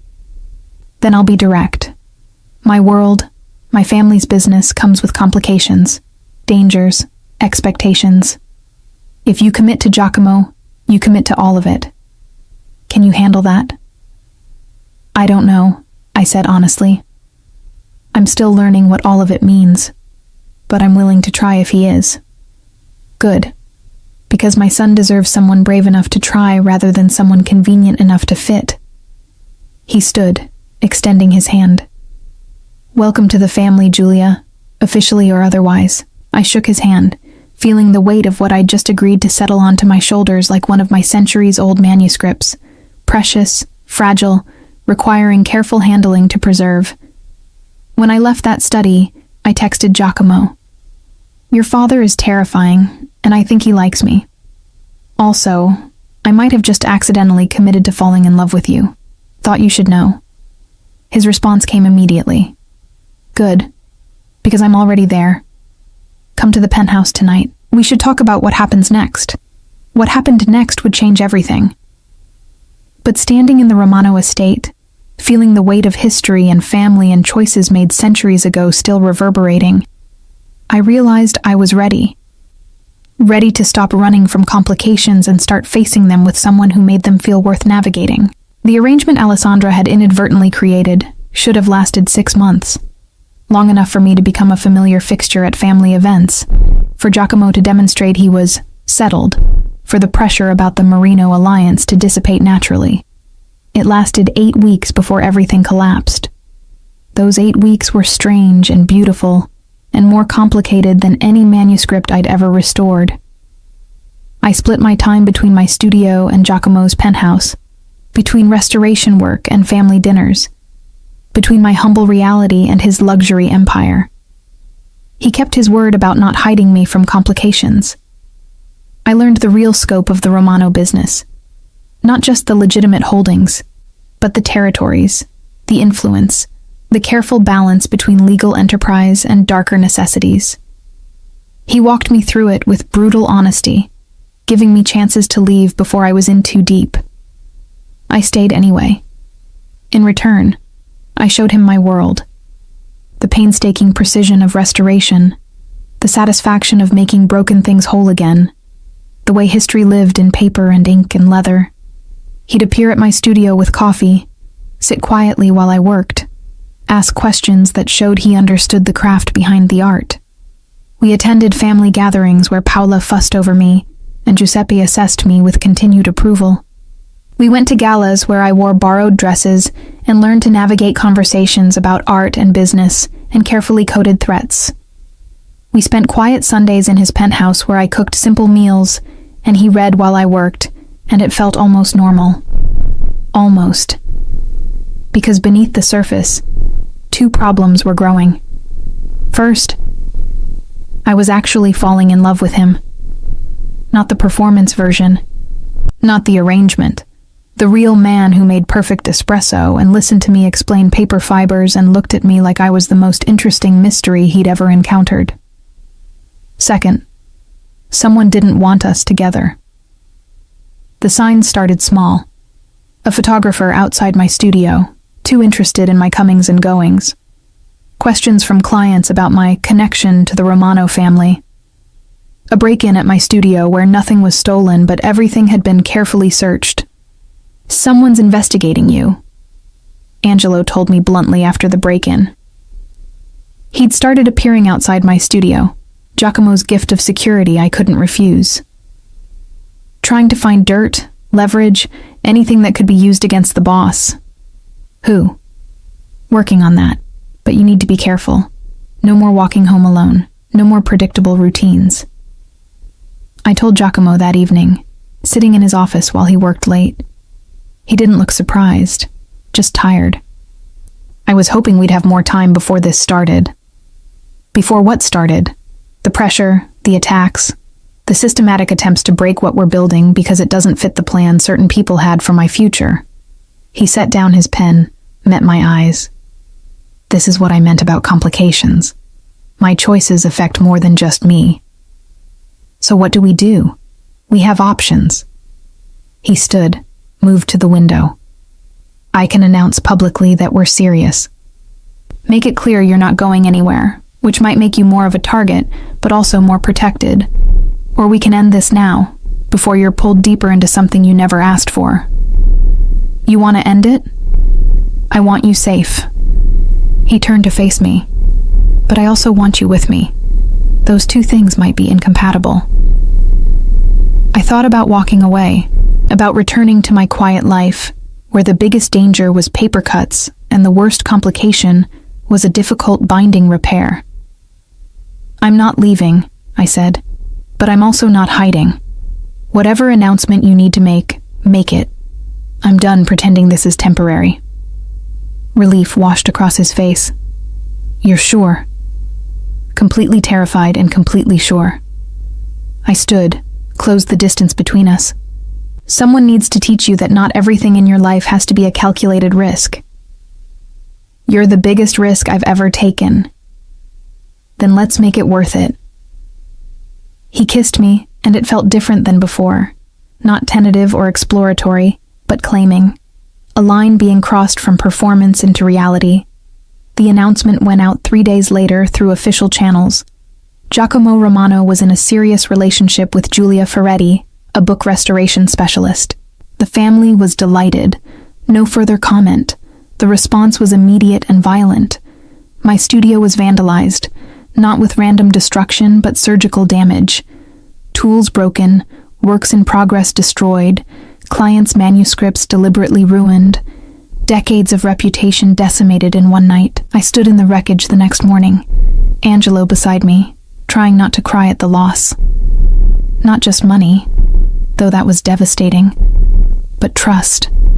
The sacred bond between restorer and client, shattered because someone wanted to hurt Giacomo through me. He arrived 20 minutes later, took one look at the damage, and his expression went arctic. Angelo, find out who did this. Already working on it, boss. Work faster. Giacomo turned to me, his voice gentling. Giulia, don't say you're sorry. Don't say you should have protected me better. Don't make this about guilt. I gestured at the destruction. Just tell me we're going to fix it. We will. I'll compensate every client personally. We'll rebuild your equipment, your workspace, everything. He pulled me against him, and I let myself lean into his strength. But right now, you're coming home with me. Not the penthouse, somewhere safer. I'm not hiding. You're not hiding. You're being strategic. There's a difference. He took me to a property I didn't know he owned, a restored farmhouse outside the city, isolated and secure. Alessandra was already there, having been moved the same day my studio was hit. They're escalating, she said bluntly. Whoever's behind this wants to prove you're a liability, Giacomo, that protecting Giulia costs too much. Then they've miscalculated. He was on his phone, issuing orders I only half heard. Because now I'm not just protecting her, I'm hunting whoever did this. Over the next week, the full scope of the Romano Empire became visible. Angelo and his team worked with efficiency that suggested this wasn't their first investigation. Giacomo made calls, called in favors, applied pressure through channels I didn't fully understand. I stayed at the farmhouse with Alessandra, working on what manuscripts I'd managed to save, trying not to feel like a prisoner in protective custody. "I'm sorry," Alessandra said one evening, the guilt written across her face. "This is my fault. If I hadn't lied to Papa..." "This would have happened anyway," I interrupted. "Maybe later, maybe differently, but anyone who got close to your brother would become a target. At least this way, we knew what we were walking into." "Did we, though? Did you really understand what you were agreeing to?" I thought about my destroyed studio, my compromised safety, the way my simple life had exploded into chaos. No. But I'm learning. The breakthrough came on day 6. Angelo appeared at the farmhouse with news that made Giacomo's expression shift from controlled fury into something colder. "It was Claudio Marino's daughter," Angelo reported, "Giovanna. She hired professionals to send a message about the broken engagement understanding." "There was no engagement understanding," Giacomo said flatly. "Her father led her to believe there was, that the marriage was agreed upon, just waiting for official announcement. When you started appearing publicly with Giulia instead." Angelo shrugged. "She decided to eliminate the competition." I felt cold. "She destroyed my studio because she thought we were engaged? She destroyed your studio because you represented everything she'd been promised and lost." Angelo pulled out his phone, showing surveillance footage. "We have her on camera directing the professionals. Enough for charges if you want to press them." "No charges," Giacomo said immediately. "We handle this internally." "What does that mean?" I asked. He looked at me, and I saw the man beneath the businessman, the one who'd been trained since childhood to solve problems with violence when necessary. "It means I'm going to have a conversation with Fabiano Marino about controlling his daughter's behavior. And if he can't, I will. Giacomo, this isn't negotiable, Giulia. She came after you because of me. That requires a response. A response, not a war. Trust me to know the difference." I did trust him. That was the terrifying part. I trusted this man who operated in a world where handling things internally meant something far different than legal recourse. The meeting with Fabiano Marino happened 2 days later, at a neutral location with both families' security present. I wasn't invited, but Alessandra filled me in afterward. "Giacomo was controlled," she said carefully, "but scary. Told Fabiano that any further action against you would be considered an act against the entire Romano family, that Giovanna needed to be sent away until she learned to manage her disappointment like an adult. And Marino agreed? He didn't have a choice. Giacomo made it clear this was the peaceful option." She paused. "My brother can be terrifying when someone threatens what he loves." What he loves. The phrase settled over me with weight I wasn't ready to examine. When Giacomo returned that evening, I was waiting in the farmhouse kitchen, pretending to read while actually watching the door. "It's handled," he said, collapsing onto the couch beside me. "Giovanna's being sent to their family estate in Sicily. Marino will compensate you for the damage. And we've reached an understanding about boundaries." "What kind of understanding?" "The kind where everyone agrees that harming you would be terminally bad for their own health." He pulled me against his side, his tension slowly bleeding out. "You can go back to the city. Back to your studio, though I'd prefer if you moved some of your work to the penthouse. So I'm safe now. Safer. You're always going to have some risk being with me. But the immediate threat is neutralized." I should have felt relieved. Instead, I felt angry. This is your life. Crisis management and threats and violent solutions to human problems. Yes, and you want me in it permanently. Yes. Why? I pulled away to look at him directly. Why me, Giacomo? Why is it worth all of this? He was quiet for a long moment, his hand coming up to cup my face.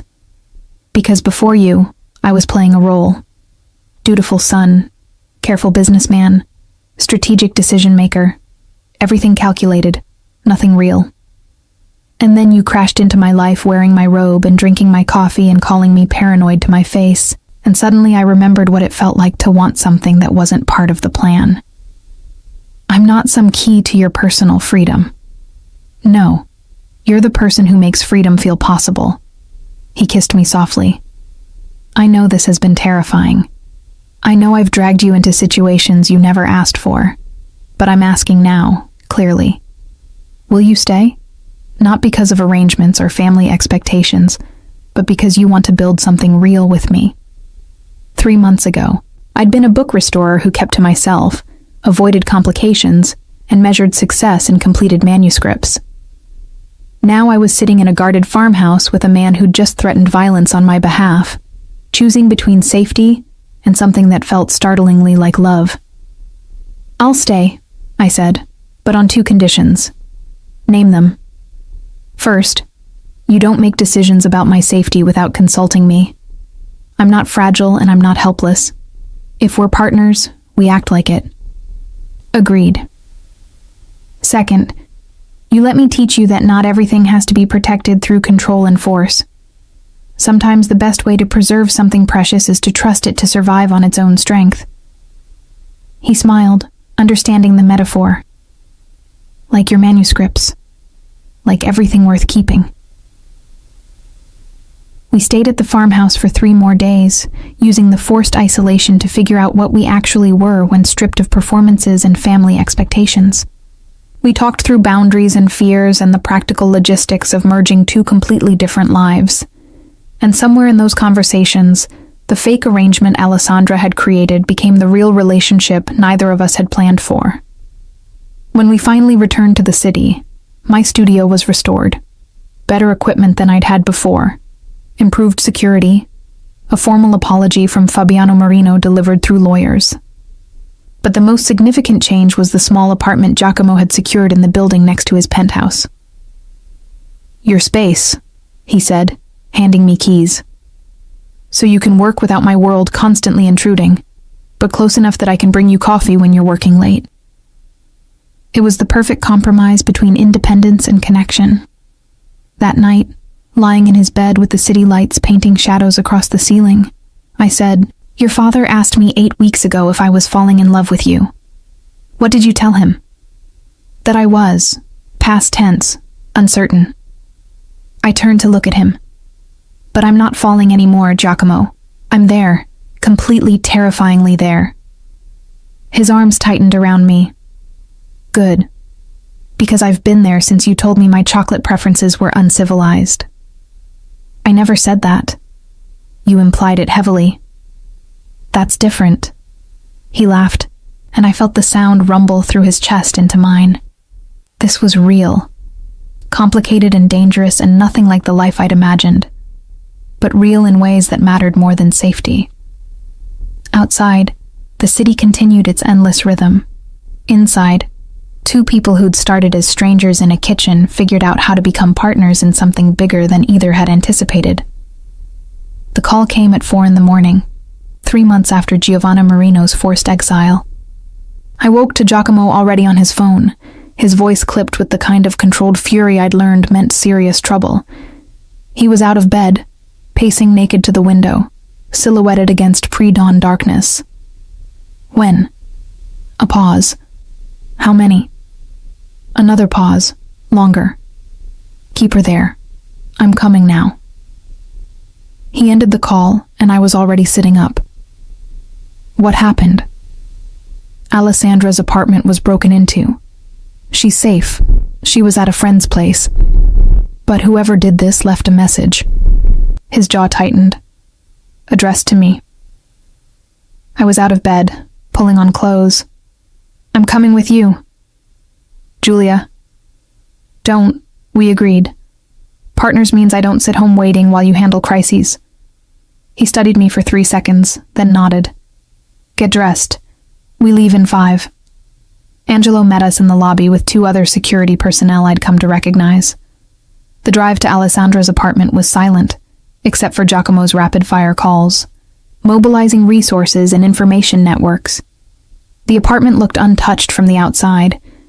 Inside was a different story. Nothing had been stolen. But every surface, every wall, every mirror had been marked with the same message in red paint that I hoped was just paint. This could have been her. Alessandra stood in her living room, wrapped in a blanket despite the summer heat, shaking slightly.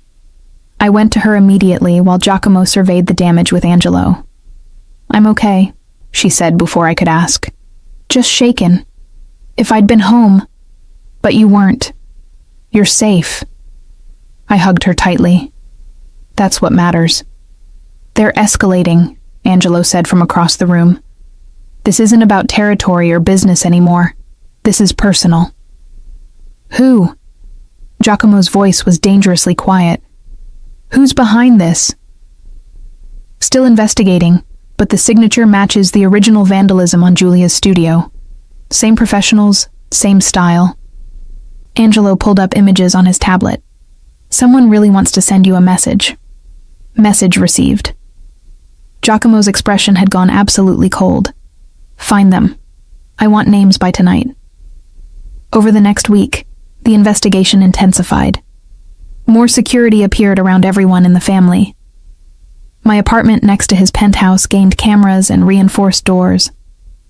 Alessandra moved back to the family estate temporarily, surrounded by her father's security team, and I watched Giacomo transform into someone I'd only glimpsed before, the man who'd built and maintained power through strategic violence and absolute control.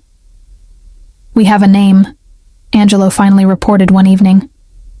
"Not Giovanna this time. Her cousin, Matteo Marino. Apparently he's been in love with Giovanna since they were teenagers, took her humiliation personally. Where is he?" "Sicily. Under Fabiano's protection, theoretically." Angelo hesitated.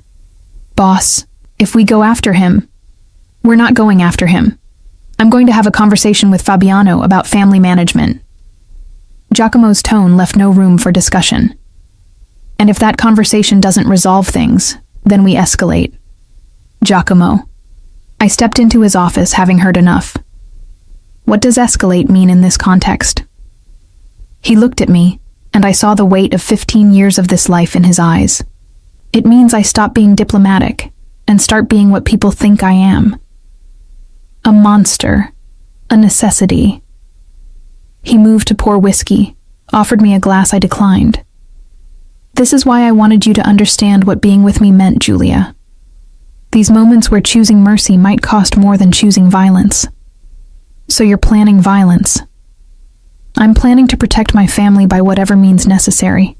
If that includes violence, then yes." I should have argued. Should have tried to convince him there were legal, civilized, non-violent solutions. But I'd spent 3 months learning his world. I knew how inadequate legal solutions were when family honor and blood feuds entered the equation. "Then I'm going with you." "Absolutely not." "Partners. Remember? You don't face this alone. This isn't a negotiation. You're not walking into a situation that could turn violent." "Fine. Then I'll wait here while you potentially get yourself killed, proving a point about family protection." I crossed my arms. "How's that for partnership?" We stared at each other across his desk, wills clashing with the force of months of learning to navigate each other's stubbornness. Finally, he said, "You stay in the car with Angelo. No arguments, no following me inside, no heroics. Agreed?" "Agreed." The meeting with Fabiano Marino happened 2 days later, at his private villa outside the city. Giacomo brought minimal security, just Angelo and 2 others. A show of confidence rather than force. I sat in the car as promised, watching through tinted windows as Giacomo disappeared inside. Angelo remained with me, tense and alert. "He'll be fine," Angelo said, though I wasn't sure if he was reassuring me or himself. "How often does he do this? Walk into potentially dangerous meetings?" "More often than he should. Less often since you appeared." Angelo glanced at me. "You're good for him. Make him remember there are stakes beyond business and territory." "I'm not sure that's entirely positive. Stakes make people reckless. Or careful. Depends on the person. We sat in tense silence for 40 minutes. Then voices, raised, angry, coming from inside the villa. Angelo's hand moved to his weapon, his body coiling with readiness. But then Giacomo appeared, walking calmly out of the villa with his security. Not running, not fleeing, just walking with the measured pace of someone who'd gotten what he came for. He slid into the car, his expression unreadable. Drive. We were 5 minutes away before he spoke again. Matteo Marino will be apologizing to Alessandra personally within the week. He'll also be compensating her for the trauma and property damage. And he'll be stationed in Sicily permanently, where Fabiano will ensure he learns to manage his romantic disappointments without threatening innocent people. And if he doesn't comply, I asked, then Fabiano loses access to 3 territories he currently enjoys through our family's goodwill. Giacomo's smile was knife-sharp. He'll comply. No violence. Not this time. But the threat was clear enough. He took my hand, lacing our fingers together. Sometimes the anticipation of consequences is more effective than the consequences themselves. You sound like you're describing manuscript conservation. Maybe your philosophy is more broadly applicable than you realized. Back at the penthouse, Alessandra was waiting with Paola and Giuseppe. The family dinner that followed felt like a celebration. Crisis averted, threat neutralized, normal life resuming. Except nothing felt normal anymore. I can't do this, I told Giacomo that night, standing at his window with the city spread below. This life of constant threats and crisis management, and wondering if every knock on the door is another message written in paint or blood. I know. I turned to face him. That's it? Just, I know? What else can I say? You're right. This is my life. Has been for 15 years. Will be until I figure out how to exit gracefully. He moved closer, but didn't touch me.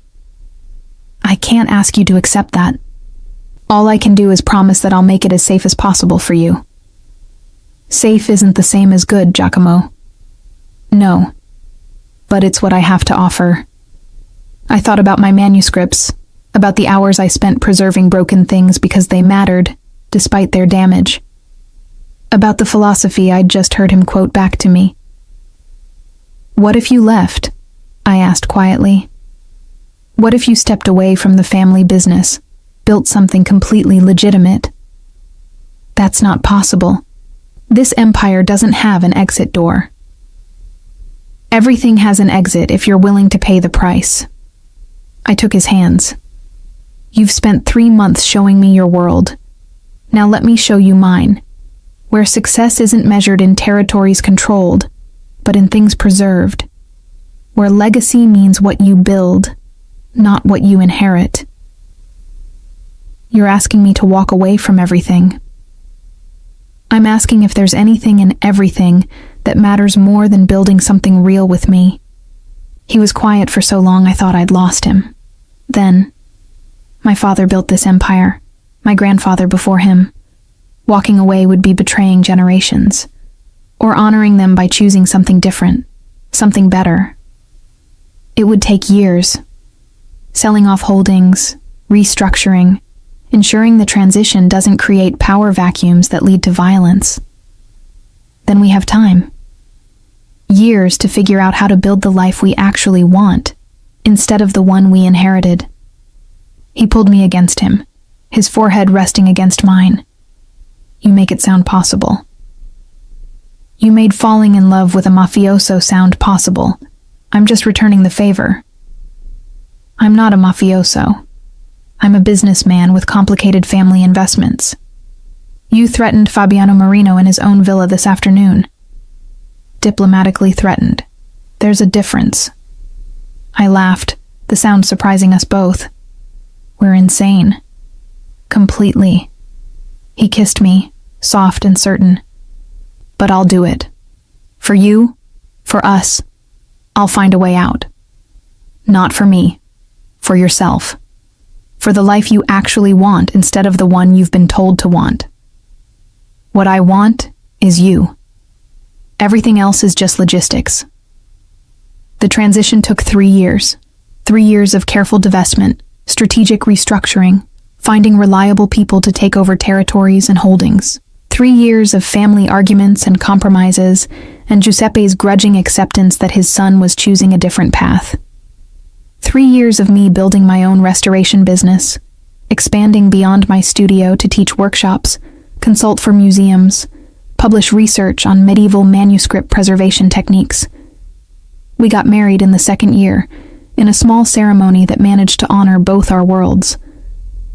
Alessandra was my maid of honor, wearing a dress the color of old vellum. Giuseppe gave me away since my father's health didn't permit the journey, tears in his eyes that he pretended were about something else. By the 3rd year, Giacomo had transformed the Romano holdings into something almost entirely legitimate. Real estate without the territorial implications, import-export without the shadow dealings, investments that could be discussed in public without careful euphemisms. I kept 3 things, he told me one evening, showing me the final portfolio. The building with the restaurant where we had our first lunch, your studio building, because the rent you're paying yourself is criminal, and the farmhouse outside the city, because that's where we figured out how to be real. You're sentimental under all that careful control, only about you. He set aside the papers, pulled me into his lap. Giuseppe officially retired last month. Angelo's taking over as head of operations for what remains of the family business. And I'm now just a wealthy investor with excellent taste in wine and beautiful women. Just one beautiful woman, I hope. Just one. She's terrifying and stubborn and spends most of her time covered in book dust, and I've never wanted anything more. We moved between his penthouse and my studio, between family obligations and professional achievements, building something that belonged entirely to us. Alessandra flourished in the family business, revealing a talent for negotiation that made her father beam with pride. Paola divided her time between organizing charity events and plotting about grandchildren she didn't have yet. On our 3rd anniversary, I finished restoring the manuscript from Giacomo's grandfather, the one that had brought us together. The medical treatise was now museum quality, every page stabilized, every word legible, ready to be shared with researchers and historians. "It's perfect," he said, examining my work with the careful attention I'd taught him. "You made it whole again." Not whole. Better than whole. Honest about its age and damage, but preserved for centuries more of use. I traced the leather binding I'd reconstructed. Like us, really. Not hiding the complications, but building frameworks that support what matters. He pulled me into a kiss that tasted like cedar and promise, and the strange magic of 2 people who'd started as strangers in a kitchen, and chosen each other through crisis and chaos and complicated family dynamics. Outside his office window, the city spread in all directions, full of territory someone else now managed, full of power someone else now wielded. But inside, we'd built something smaller and infinitely more valuable. A partnership that didn't require protection because it was built on trust. A love that didn't need to be perfect because it was perfectly honest. A future that belonged entirely to us. "Do you regret it?" I asked. "Leaving the empire behind?" Every empire falls eventually. Better to walk away while choosing the successor than to be toppled by time or rivals. He smiled against my hair. "Besides, I found something better." "What's that?" "A woman who looked at my most dangerous self and decided I was worth restoring. Who saw potential beneath the damage and built frameworks to support what mattered." He tilted my face up to meet his eyes. "You preserved me, Julia. The way you preserve your manuscripts, with patience and precision and absolute faith that broken things can be made beautiful again. You were never broken, just underappreciated. I love you. I know. You've been showing me for 3 years. And I'll keep showing you for the next 60 if you'll let me." I kissed him, tasting the future in that contact, complicated and beautiful, and entirely ours. Built not on territory or tradition, but on choice. The choice to see past reputations to reality. To find love in unexpected morning encounters. To preserve what mattered and let everything else fall away. Because some things were worth protecting through any complication. And some people were worth choosing, again and again, every single day. Even when, especially when, they first appeared in your kitchen at dawn, looking dangerous and devastating and completely, perfectly wrong in all the right ways. Sometimes the most dangerous risks lead to the most beautiful rewards. Giulia and Giacomo's journey from a shocking kitchen encounter to building a life together reminds us that love doesn't ask permission. It transforms everything. Their story shows that even complicated beginnings can lead to extraordinary partnerships when two people choose honesty and courage over comfort. If this story touched your heart, show some love with a like. What would you have done in Giulia's place? Walked away from the complications, or taken the risk? Share your thoughts below.